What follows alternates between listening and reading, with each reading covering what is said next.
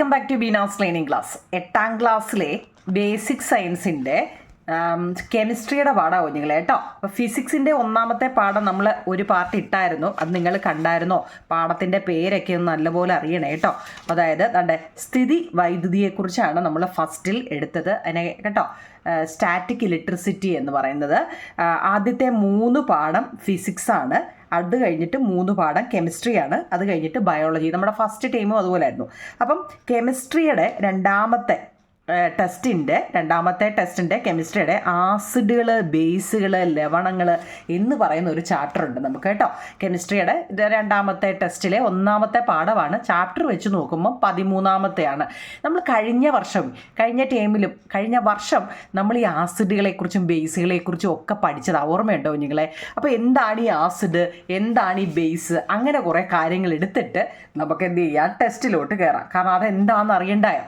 What are acid, എന്താവും നിങ്ങൾ ഈ ആസിഡ് എന്ന് വെച്ച് കഴിഞ്ഞാൽ? Acid are those chemical substance കേട്ടോ. ആസിഡുകൾ എന്ന് വെച്ച് കഴിഞ്ഞാൽ രാസവസ്തുക്കളാണ്, ഒരു കെമിക്കൽ സബ്സ്റ്റൻസുകളാണ്. വിച്ച് ഹാവ് സോർ ടേസ്റ്റ് ആണ്, ഇതിന് പുളി രുചി ഉണ്ടായിരിക്കും കേട്ടോ. Acid present in food substance are weak എന്ന് വെച്ച് കഴിഞ്ഞാൽ ഭക്ഷ്യവസ്തുക്കളിൽ അടങ്ങിയിരിക്കുന്ന ആസിഡുകൾ ദുർബലമാണ്. അതായത് ഈ ആസിഡ് തന്നെ 2 വിധമുണ്ട് കേട്ടോ. നമ്മൾ ഇത് ബേസ് ഒന്ന് പറയുന്നതേ ഉള്ളൂ, നിങ്ങളിത് എഴുതിയെടുക്കണമെന്നൊന്നുമില്ല. എന്താണ് എന്നൊന്ന് അറിഞ്ഞിരിക്കാൻ വേണ്ടിയാണ് നമ്മൾ ഈ പഠിക്കുന്ന പാഠം. ആസിഡും ബേസും സോൾട്ടിനെ കുറിച്ചുമാണ്. അപ്പോൾ അതിൻ്റെ ബേസ് ഒന്ന് പറയുന്നതേ ഉള്ളൂ കേട്ടോ. എന്താണ് ആസിഡ്, ഇത് കാണാതൊന്നും പഠിക്കേണ്ട കുഞ്ഞുങ്ങളെ, ഒന്ന് അറിഞ്ഞിരുന്നാൽ മതി. ആസിഡ് എന്ന് വെച്ച് കഴിഞ്ഞാൽ ഒരു കെമിക്കൽ സബ്സ്റ്റൻസ് ആണ്. ഇതിന് സോർ ടേസ്റ്റ്, പുളി രുചിയാണ് ഉണ്ടാകുന്നത്. പിന്നെ acid present in food substance are week. ഈ ആസിഡ് 2 വിധമുണ്ട് കേട്ടോ. വീക്കും ഉണ്ട്, സ്ട്രോങ്ങും ഉണ്ട്. മനസ്സിലായോ? അതൊക്കെ നമ്മൾ ഇതിനകത്തിൽ എഴുതിയിട്ടുണ്ട്. വീക്കായിട്ടുള്ള ആസിഡുകളുമുണ്ട്. വീക്കായിട്ടുള്ളത് എപ്പോഴും നമ്മുടെ ഫുഡിനകത്ത് വരത്തുള്ളൂ അല്ലേ? കാരണം നമുക്ക് കഴിക്കാനുള്ളതായതുകൊണ്ട് ഫുഡിനകത്തിലൊക്കെ acid present in food substance are weak കേട്ടോ. ഭക്ഷ്യവസ്തുക്കളിൽ അടങ്ങിയിരിക്കുന്ന ആസിഡുകൾ എപ്പോഴും ദുർബലമായിരിക്കും കേട്ടോ.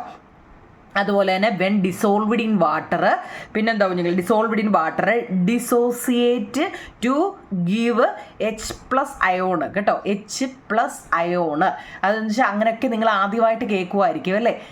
H+ അയോണ്, H- മൈനസും പ്ലസും. അപ്പോൾ അതിനെക്കുറിച്ചൊക്കെ ഒന്ന് നോക്കാം. ആസിഡുകൾക്ക് ആസിഡുകൾ എന്ന് വെച്ച് കഴിഞ്ഞാൽ രാസവസ്തുക്കളാണ്. അവയ്ക്ക് പുളിരുചി ഉണ്ടായിരിക്കും. ഭക്ഷ്യവസ്തുക്കളിൽ അടങ്ങിയിരിക്കുന്ന ആസിഡുകൾ ദുർബലമാണ്. നീല ലിറ്റ്മസ് ചുവപ്പ് നിറമാക്കുന്നതെന്നൊക്കെ ഓർമ്മയുണ്ടോ നിങ്ങളെ? അത് മേളിൽ ഉണ്ടല്ലേ. Change the colour of blue litmus to red. സത്യം പറഞ്ഞാൽ നമ്മൾ കഴിഞ്ഞ വർഷം പഠിച്ച ഓർമ്മയുണ്ടോ? ഈ ആസിഡും ബേസും. ആസിഡിൽ തന്നെ നമ്മൾ പഠിച്ച ഫസ്റ്റ് വരി acid have a sour taste ആണ് അല്ലേ? രണ്ടാമത് നമ്മൾ പഠിച്ച ഇതാവും നിങ്ങളെ, change the colour of blue litmus to red അല്ലേ? എന്താ നീല ലിറ്റ്മസ്. ഈ ലിറ്റ്മസ് പേപ്പറൊക്കെ അറിയാമല്ലോ, നമ്മൾ കുറേ പറഞ്ഞതാ അല്ലേ? അത് സംശയം ഉണ്ടെങ്കിലേ നമ്മുടെ ഈ യൂട്യൂബിൽ തന്നെ ഒക്കെ ഒന്നല്ലേ, അല്ലെങ്കിൽ നമ്മുടെ ഈ സ്കൂളിൽ നിങ്ങളെ ഇതിന് കാണിക്കും കേട്ടോ. കുഞ്ഞൊരു പേപ്പറാണ് ലിറ്റ്മസ് പേപ്പർ. അതിനെക്കുറിച്ചൊക്കെ നമ്മൾ പറഞ്ഞ ഈ മരത്തിൻ്റെ തൊലിയിൽ നിന്നൊക്കെ എടുക്കുന്നതെന്നൊക്കെ കഴിഞ്ഞത് പറഞ്ഞതാണ്. അപ്പം ഈ ചുവന്ന നീല ലിറ്റ്മസിൻ്റെ നിറം ചുവപ്പാക്കി മാറ്റുന്നത് എന്താണ്? നമ്മുടെ ആസിഡിൻ്റെയാണ് കേട്ടോ. ആസിഡ് വെള്ളത്തിൽ ഇത് ലയിക്കുമ്പോൾ അത് വിഘടിച്ച് H+ അയോണുകൾ ഉണ്ടാകുന്നു എന്നാണ് കേട്ടോ. അതൊക്കെ ഒന്ന് നോക്കണേ നിങ്ങൾ കേട്ടോ. അടുത്തത് കാർബൺ ഡയോക്സൈഡ് ഗ്യാസീസ്. കാർബൺ ഡയോക്സൈഡിൻ്റെ gas is formed by reacting with carbonate കേട്ടോ. കാർബണേറ്റുകളുമായിട്ട് പ്രവർത്തിക്കുമ്പോൾ കാർബൺ ഡയോക്സൈഡ് വാതകം സ്വതന്ത്രമാക്കുന്നു. അതുപോലെ തന്നെ hydrogen gas is liberated by reacting with highly reactive metals such as zinc and magnesium. Zinc, magnesium തുടങ്ങിയ ക്രിയാശീലം കൂടിയ ലോഹങ്ങളുമായിട്ട് ഇത് പ്രവർത്തിച്ച് ഹൈഡ്രജൻ വാതകം സ്വതന്ത്രമാക്കുന്നു എന്നും കൂടിയുണ്ട്. ഇതൊക്കെ ഒന്ന് അറിഞ്ഞിരിക്കണം, കാരണം എങ്കിലും നമ്മൾ ഈ ടെസ്റ്റിലോട്ട് കയറുമ്പോൾ ഇതിനെക്കുറിച്ചൊക്കെ കൂടുതൽ പഠിക്കാനുണ്ട്. അപ്പോൾ ഒന്ന് അറിയാൻ വേണ്ടി കേട്ടോ. കാർബണേറ്റുമായിട്ട് പ്രവർത്തിക്കുമ്പോൾ കാർബൺ ഡയോക്സൈഡ് വാതകം സ്വതന്ത്രമാക്കുന്നു. അതുപോലെ തന്നെ സിങ്ക്, മഗ്നീഷ്യം തുടങ്ങിയ ക്രിയാശീലം കൂടിയ ലോഹങ്ങളുമായിട്ട് പ്രവർത്തിച്ച് ഹൈഡ്രജൻ വാതകം സ്വതന്ത്രമാക്കുന്നു. ഇവയൊക്കെ എന്താണ്? ആസിഡുമായിട്ട് ബന്ധപ്പെട്ട കാര്യങ്ങളാണ് ഈ പറയുന്നത് കേട്ടോ. ആസിഡ് ആസിഡുകളെ കുറിച്ച്. അതുപോലെ തന്നെ ഇതിൻ്റെ പ്രോപ്പർട്ടി ചോദിച്ചു കഴിഞ്ഞാൽ ഹാവ് സോർ ടേസ്റ്റ് ആണ്, പുളി രുചിയാണ്, ടേൺ ബ്ലൂ ലിറ്റ്മസ് റെഡ്, നീല ലിറ്റ്മസിനെ ചുവപ്പാക്കുന്നു എന്നൊക്കെയാണ്. അതുപോലെ തന്നെ നിങ്ങളെ ബേസ്, പ്രോപ്പർട്ടീസ് ഓഫ് ബേസ്, നമ്മൾ ആസിഡ് ബേസ് സാൾട്ടാണ് പഠിക്കുന്നത്. അപ്പോൾ പ്രോപ്പർട്ടീസ് ഓഫ് ബേസ് ചോദിച്ചാലോ എന്താ, ഹാവ് എ ബിറ്റർ ടേസ്റ്റ് ആണ്. മറ്റേത് സോർ ടേസ്റ്റ് ആണെങ്കിൽ ഇത് ബിറ്റർ ടേസ്റ്റ് ആണ് അല്ലെ, കയ്പ് രുചിയാണ്. ടേൺ റെഡ് ലിറ്റ്മസ് ബ്ലൂ, മറ്റേതിൻ്റെ നേരെ ഓപ്പോസിറ്റ് ആണ്. ഏതാ, ആസിഡ് എന്ന് വെച്ചാൽ ടേൺ ബ്ലൂ ലിറ്റ്മസിനെ റെഡ് ആക്കുന്നു, പക്ഷെ ഇതോ റെഡ് ലിറ്റ്മസിനെ ബ്ലൂ ആക്കുന്നു കേട്ടോ. Can feel slippery to touch, അത് ബേസ് എന്ന് വെച്ച് കഴിഞ്ഞാൽ എന്താ, നമ്മൾ സ്പർശിക്കുമ്പോൾ വഴുവഴുപ്പായിട്ട് തോന്നാം. നമ്മുടെ സോപ്പൊക്കെ ഉണ്ടല്ലോ, നമ്മുടെ ശരീരത്തിൽ തേക്കുന്ന സോപ്പൊക്കെ എന്താണ്, ഒരു ബേസാണ്. അത് നമ്മൾ സ്പർശിക്കുമ്പോൾ വഴുവഴുപ്പായിട്ട് നമുക്ക് തോന്നാം. Base dissociate to give OH- അല്ലേ, വെൻ ഡിസോൾവ്ഡ് ഇൻ വാട്ടർ, വെള്ളത്തിൽ ഇത് അലിയുന്ന സമയത്ത് ബേസ് OH ഉണ്ട്, ഈ മണ്ടക്കിടുന്ന കണ്ടോ നെഗറ്റീവ്. ഇതിനെക്കുറിച്ചൊക്കെ നമുക്ക് ഇനി അങ്ങോട്ട് പോകാം. ഇതിപ്പോൾ OH നെഗറ്റീവ് എന്ന് നിങ്ങൾ പഠിക്കട്ടോ, OH കേട്ടോ, അയോൺ എന്നൊക്കെയാണ്. അതിനെക്കുറിച്ചൊക്കെ ഇതൊന്ന് ബേസ് ഒന്ന് അറിഞ്ഞിരിക്കാൻ വേണ്ടിയാണ് കേട്ടോ. അപ്പം ഈ നമ്മളിപ്പോൾ ആസിഡ് പറഞ്ഞപ്പോൾ അതിനകത്തിൽ എന്താ, നല്ല സ്ട്രോങ് ആയിട്ടുള്ള ആസിഡ് ഉണ്ടെന്ന് നമ്മൾ പറഞ്ഞു അല്ലേ. സ്ട്രോങ് ആയിട്ടുള്ള ആസിഡ് ഉണ്ട്, വീക്ക് ആയിട്ടുള്ള എന്താ ആസിഡും ഉണ്ട് കുഞ്ഞുങ്ങളെ. അതിൽ സ്ട്രോങ് ആസിഡിൻ്റെ 3 പേരെന്താണെന്ന് അറിയാം. നമ്മൾ ആസിഡ് ബേസ് സാൾട്ടിനെ കുറിച്ചാണ് നമ്മുടെ ഈ ചാപ്റ്റർ. അതിൻ്റെ ബേസ് ചുമ്മാ ഒന്ന് പറയാൻ വേണ്ടിയാവും നിങ്ങളെ. എന്ന് വെച്ചാൽ ഈ ആസിഡിൽ തന്നെ നല്ല സ്ട്രോങ് ആയിട്ടുള്ള ആസിഡുമുണ്ട്, വീക്ക് ആയിട്ടുള്ള ആസിഡുമുണ്ട്. അതിൽ സ്ട്രോങ് ആയിട്ടുള്ളതാണ് nitric acid, HNO3 nitric acid, hydrochloric acid HCl കേട്ടോ. ഇതൊക്കെ ഭയങ്കര സ്ട്രോങ് ആണ്. നമ്മുടെ ശരീരത്തിൽ വീണാൽ പൊള്ളി പോകാനും കേട്ടോ, തൊലി എത്രയും അങ്ങ് ഇതായി പോകാനൊക്കെയുള്ള ഭയങ്കര എഫക്റ്റീവ് ആയിട്ടുള്ളതാണ്. അതുപോലെ തന്നെയാണ് സൾഫ്യൂരിക് ആസിഡ് H2SO4 കേട്ടോ. ഈ 3 ഈ 3 അല്ല, ഒരുപാടുണ്ട്. എന്നാലും പ്രധാനപ്പെട്ട നോക്കി 3 സ്ട്രോങ് ആസിഡ് ചോദിക്കുമ്പോൾ ഈ 3 പേര് എഴുതിക്കോണം കേട്ടോ. വീക്ക് ആസിഡോ, വീക്ക് CH3COOH കേട്ടോ. എന്ന് വെച്ച് കഴിഞ്ഞാൽ അസറ്റിക് ആസിഡ് എന്നാണ്. ജീവനുള്ള വസ്തുക്കളിലാണ് ഇത് കൂടുതലും കാണപ്പെടുന്നത്. അസറ്റിക് ആസിഡ് ആൾ ഓർഗാനിക് ആസിഡ് ആണ് കേട്ടോ. എന്ന് വെച്ചാൽ ജീവനുള്ള വസ്തുക്കളിൽ കാണപ്പെടുന്നതാണ്. H2CO3 എന്താണ്, കാർബോണിക് ആസിഡ്. ഇത് നമ്മുടെ റെസ്പിറേഷൻ സമയത്ത് നമ്മുടെ ബ്ലഡിൽ ഫോം ചെയ്യുന്നതാണെന്നാണ് പറയുന്നത്. ഏതാ, വീക്ക് ആസിഡും സ്ട്രോങ് ആസിഡും തിരിഞ്ഞു പോകല്ലേ കുഞ്ഞുങ്ങളെ. HNO3 nitric acid, HCl. നിങ്ങൾ ഇതിൻ്റെ കെമിക്കൽ ഫോർമുല ഒന്ന് പഠിച്ചു വെച്ചേക്കണേ കേട്ടോ. കെമിക്കൽ ഫോർമുല നോക്കിക്കേ, ഇവിടെ NO3 ഉണ്ട്, നൈട്രിക് ആസിഡ്. അതുപോലെ തന്നെ HCl hydrochloric acid, H2SO4 sulphuric acid. ഇത് സ്ട്രോങ് ആസിഡാണ്. വീക്ക് ആസിഡാണ് CH3COOH അസറ്റിക് ആസിഡ് കേട്ടോ. H2CO3 എന്ന് വെച്ചാൽ കാർബോണിക് ആസിഡുമാണ്. ഇനി ഈ ബേസിലും ഉണ്ട് എന്താ, നമ്മളിപ്പോൾ ഇത് പഠിച്ചത് ആസിഡിലെ സ്ട്രോങ്ങും വീക്കുമാണ്. അതുപോലെ തന്നെ ബേസിലും ഉണ്ട് കേട്ടോ. ബേസിലും ഉണ്ട് സ്ട്രോങ്ങും വീക്കും. ബേസിലെ സ്ട്രോങ് ഏതൊക്കെയാവും നിങ്ങളെ, NaOH എന്ന് വെച്ചാൽ സോഡിയം ഹൈഡ്രോക്സൈഡ്. ഞാനിത് പിന്നെയും ഇപ്പം എന്തിനാണ് ഇതിൻ്റെയൊക്കെ ആവശ്യം എന്ന് വെച്ച് കഴിഞ്ഞാൽ ഉണ്ടല്ലോ, ഈ പേരൊക്കെ അതായത് ഇതിൻ്റെയൊക്കെ കെമിക്കൽ ഫോർമുല കേട്ടോ. സോഡിയം ഹൈഡ്രോക്സൈഡ് ഇനി അത്രയും വലിച്ചു വാരി നമ്മൾ അത്രയും എഴുതണ്ട, NaOH എന്നങ്ങ് എഴുതിയാൽ മതി. ആ NaOH എന്ന് നിങ്ങൾ കാണുമ്പോഴേ ഓർത്തോണം എന്താ, അത് സോഡിയം ഹൈഡ്രോക്സൈഡ് ആണ്. മനസ്സിലായോ? ഇത്രയും അതിനായി ഇത് ഫസ്റ്റ് ഞാനൊരു ഇത് പറയുന്നത്. അതുപോലെ KOH എന്ന് വെച്ചാൽ, K എന്ന് കേട്ടാലേ പൊട്ടാസ്യം ആണ് കേട്ടോ. ലോഹങ്ങളെക്കുറിച്ച് അറിയാമല്ലോ, പൊട്ടാസ്യമാണ്. KOH potassium.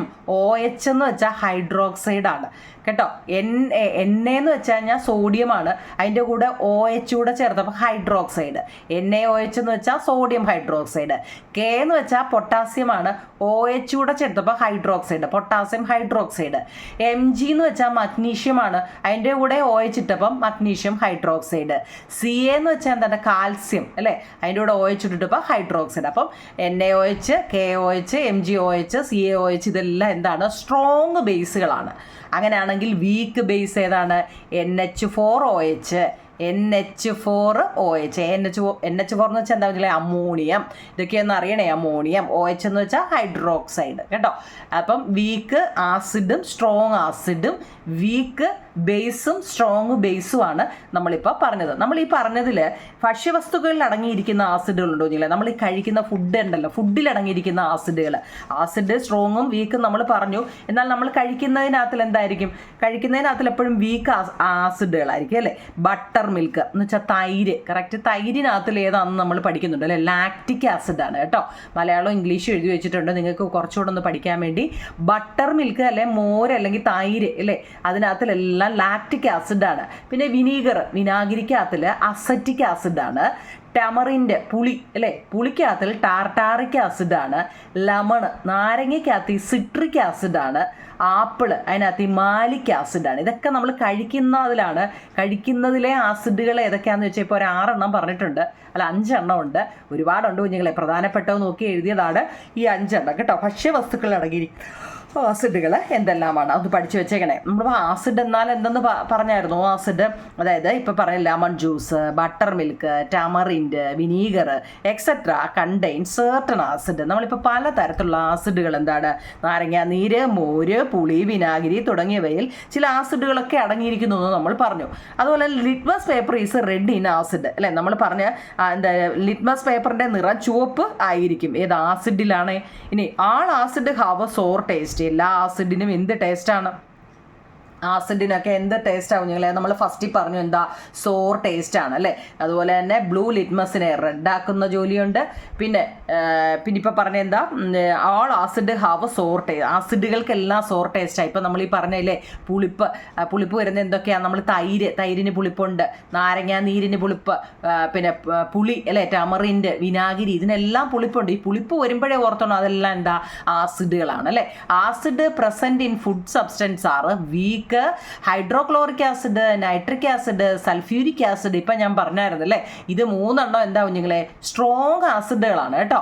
Which are used in A laboratory are strong acid. ഇതെന്താ, ലബോറട്ടറികളിലാണ് ഇത് കൂടുതലും ഉപയോഗിക്കുന്നത്, സ്ട്രോങ് ആസിഡുകളാട്ടോ. അതങ്ങാണോ ഒരു തുള്ളി നമ്മുടെ കയ്യെ വീണാൽ പൊള്ളിപ്പോവും കേട്ടോ. നാരങ്ങാനീര്, മോര്, പുളി, വിനാഗിരി തുടങ്ങിയവയിൽ ചില ആസിഡുകൾ അടങ്ങിയിരിക്കുന്നു. ആസിഡിൽ ലിറ്റ്മസ് പേപ്പറിൻ്റെ നിറം ചുവപ്പാണ്. എല്ലാ ആസിഡുകളും പുളിരുചിയുള്ളവയാണ്. ഭക്ഷ്യവസ്തുക്കളിൽ അടങ്ങിയിരിക്കുന്ന ആസിഡുകൾ ശക്തി കുറഞ്ഞവയാണ്. അതിൻ്റെ പേരാ നമ്മളിപ്പോൾ കുറേ 6 എണ്ണം പഠിച്ചല്ലേ. ഭക്ഷ്യവസ്തുക്കളിൽ അടങ്ങിയിരിക്കുന്ന നമ്മളിവിടെ പറഞ്ഞായിരുന്നു ഏതൊക്കെയായിരുന്നു കാണാൻ പറ്റുന്നുണ്ടല്ലോ, ബട്ടർ മിൽക്കും ഒക്കെ അല്ലേ. എന്നാൽ അല്ലാതെ വീര്യം കൂടിയത് അതായത് സ്ട്രോങ് ആയിട്ടുള്ളതാണ് hydrochloric acid, nitric acid, sulphuric acid കേട്ടോ. ഇതിൻ്റെയൊക്കെ ആ 3 എണ്ണത്തിൻ്റെ പേര് നല്ലപോലെ ഒന്ന് പഠിച്ചേക്കണം കേട്ടോ. ലബോറട്ടറിയിലാണ് ഇത് എന്താ ഉപയോഗിക്കുന്ന ശക്തി കൂടിയ ആസിഡുകളാണിത്. പിന്നെ നമ്മൾ പറയുന്ന ഉറുമ്പിൻ്റെ ശരീരത്ത് ഒരുപാട് ആസിഡുകളുണ്ട് കുഞ്ഞില്ലേ. ഉറുമ്പിൻ്റെ ശരീരത്തുള്ളതാണ് ഫോമിക് ആസിഡ് കേട്ടോ. നമ്മൾ ഉറുമ്പ് കടിക്കുമ്പോൾ നമുക്ക് എന്താ ചൊറിയുന്നത് എന്തുകൊണ്ടാണ്, നമുക്ക് ഒരുമാതിരി അല്ലേ, ഒരുമാതിരി അരപ്പ് പോലെ തോന്നും അല്ലേ. എന്താ അത്, നമ്മുടെ ശരീരത്ത് അതിന് ബ്ലഡുമായിട്ട് എന്താ, ഉറുമ്പ് കടിക്കുമ്പോൾ ആ ഉറുമ്പിനകത്തിലെ ഫോമിക് ആസിഡ് നമ്മുടെ ശരീരത്തേക്ക് കയറുന്നതുകൊണ്ടാണ് കേട്ടോ. ഇതൊക്കെ നമ്മൾ പറഞ്ഞില്ലേ, ഭക്ഷ്യവസ്തുക്കൾ ഇതെല്ലാം നമ്മൾ പറഞ്ഞതാണ്. ഇനി നമ്മൾ പഠിക്കുന്നത് അപ്പോൾ 3ാമത്തെ ആസിഡും ബേസും കഴിഞ്ഞു. പിന്നെ നമ്മൾ പറയുന്നത് സോൾട്ടിനെ കുറിച്ചാണ്, ഉപ്പ് അല്ലേ. ഉപ്പെന്ന് വെച്ചാൽ എന്താ കുഞ്ഞുങ്ങളെ, സോഡിയം ക്ലോറൈഡാണ്. ഇതുവരെ നിങ്ങൾക്ക് അത് അറിയത്തില്ലായിരിക്കാം, ഇപ്പോൾ പഠിച്ചോണേ. ഇനി നമ്മൾ സോഡിയം ക്ലോറൈഡാണ്. സോഡിയം ക്ലോറൈഡിൻ്റെ കെമിക്കൽ ഫോർമുല അല്ലെങ്കിൽ രാസസൂത്രം എന്ന് പറയുന്നത് NaCl എന്നാണ് കേട്ടോ. NaCl അതായത് കറിയുപ്പ് കേട്ടോ. ഇനി അതിനെക്കുറിച്ച് പറയാനാണെങ്കിൽ സോഡിയത്തിൻ്റെയും ക്ലോറിൻ്റെയും ഒരു സംയുക്തമാണ് കുഞ്ഞുങ്ങളെ സോഡിയം ക്ലോറൈഡ്. നമ്മുടെ ഉപ്പുണ്ടല്ലോ, സോഡിയത്തിൻ്റെയും ക്ലോറിൻ്റെയും കൂടെ സംയുക്തമാണ്. സോഡിയം എന്ന് വെച്ചാൽ Na എന്നാണ് സോഡിയത്തിൻ്റെ കേട്ടോ. എല്ലാത്തിൻ്റെയും കെമിക്കൽ ഫോർമുല ഒന്ന് മനസ്സിലാക്കി വെച്ചേക്കണേ. നമ്മൾ ഇനിയും പാഠം എടുക്കാൻ പോകുമ്പോൾ ഇതൊക്കെ ഇത് മാത്രമേ എന്താ NaCl എന്ന് തരും, H2SO4 എന്നൊക്കെ അങ്ങനെ തരത്തുള്ളൂ. അപ്പോൾ അത് എന്തുവാണെന്ന് നമുക്കറിയണം കേട്ടോ. Na എന്ന് വെച്ചാൽ സോഡിയമാണ്, Cl എന്ന് വെച്ചാൽ ക്ലോറിനാണ് കേട്ടോ.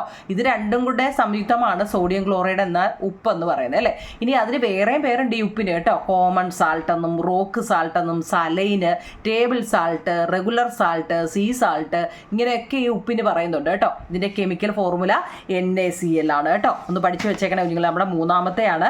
ഇനി ഈ ആസിഡ് ആണോ ബേസ് ആണോ എന്ന് തിരിച്ചറിയുന്നതിന് നമ്മൾ ഇൻഡിക്കേറ്റർ എന്നാണ് പറയുന്നത്. എന്താ നിങ്ങളെ, സൂചകങ്ങൾ അല്ലെങ്കിൽ ഇൻഡിക്കേറ്റർ. ആസിഡ് ആണോ ബേസ് ആണോ എന്ന് തിരിച്ചറിയുന്നതിന് ഇൻഡിക്കേറ്റർ. ഈ ഇൻഡിക്കേറ്റർ തന്നെ 3 വിധമുണ്ട്. നാച്ചുറലായിട്ടുണ്ട്, സിന്തറ്റിക് ഉണ്ട്, ഓൾഫാക്ടറി ഉണ്ട് കേട്ടോ.